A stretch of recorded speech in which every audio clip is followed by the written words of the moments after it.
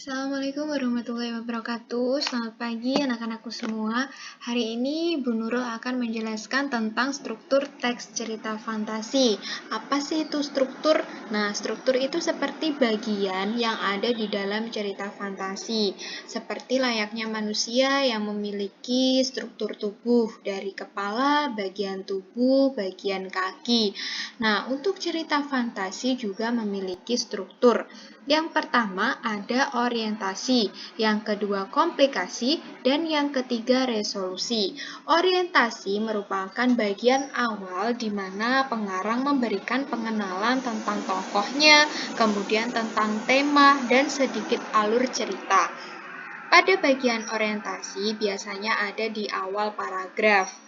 Kemudian disusul dengan komplikasi. Pada bagian komplikasi ini mulai muncul permasalahan dan permasalahan yang menuju puncak. Jadi mulai dari awal masalah hingga dari puncak masalah.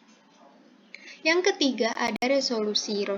Resolusi ini bagian dari akhir cerita atau bisa dikatakan penyelesaian dari permasalahan atau konflik yang terjadi.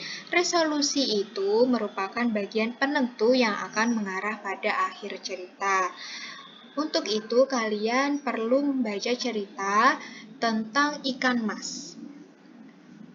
Pada bagian cerita ikan mas, paragraf ke-1, ke-2, dan ke-3 merupakan bagian orientasi. Mengapa ini bagian orientasi? Karena pada paragraf 1, 2, dan 3, pengarang memperkenalkan latar tempat terjadinya suatu cerita.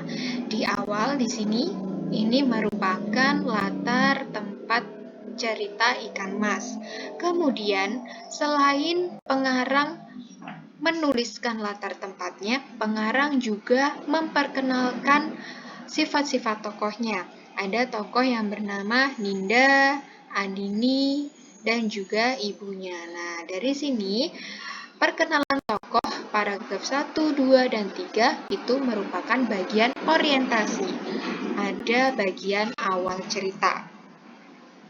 Kemudian paragraf keempat, kelima, 6, 7, 8, 9, dan 10 itu merupakan paragraf yang termasuk dalam bagian komplikasi. Mengapa demikian?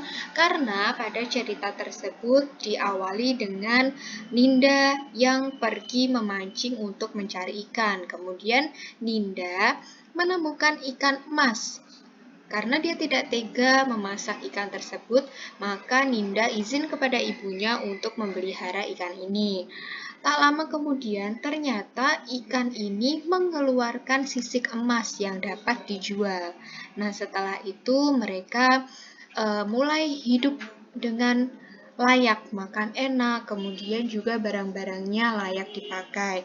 Tanpa curiga, kemudian si Andini ini mulai curiga, mengapa masakan mereka ini enak, kemudian barang-barangnya juga bagus. Tapi ibunya tidak memberitahu apa yang membuat mereka menjadi berkecukupan. Pada suatu hari, Andini ini lapar. Kemudian Andini membuka tudung saji, ternyata tidak ada makanan. Akhirnya dia menemukan ikan emas yang ada di bak yang disimpan oleh Ninda. Kemudian dengan rakusnya, dia yang tidak sabar akhirnya dia memasak ikan emas tersebut. Setelah Andini dan ibunya pulang dari pasar, mereka terkejut karena ikan emas tadi sudah dimasak oleh Andini. Nah, itu adalah puncak permasalahan. Mengapa itu disebut komplikasi? Karena adanya awal permasalahan hingga puncak permasalahan. Sedangkan pada bagian paragraf terakhir, dua paragraf terakhir ini merupakan bagian resolusi. Mengapa disebut resolusi? Karena berisi penyelesaian masalah atau akhir dari cerita. Di sini Ninda kemudian menangis sembari menguburkan sisa duri ikan emas yang telah dimakan oleh Andini.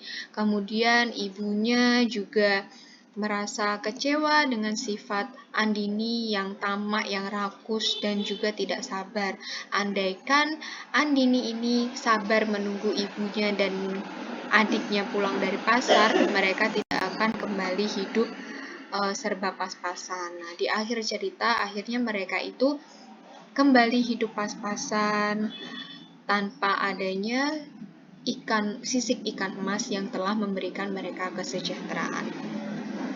Demikian penjelasan dari Bu Nurul tentang struktur teks cerita fantasi. Kalian baca cerita fantasi ini, kemudian kalian cermati strukturnya dan keterangannya. Apabila kalian kurang jelas, silakan tanya langsung ke Bu Nurul di nomor yang sudah kalian simpan di grup ya. Sekian dari Bu Nurul, terima kasih. Semoga kalian sehat selalu, tetap jaga kesehatan. Wassalamualaikum warahmatullahi wabarakatuh.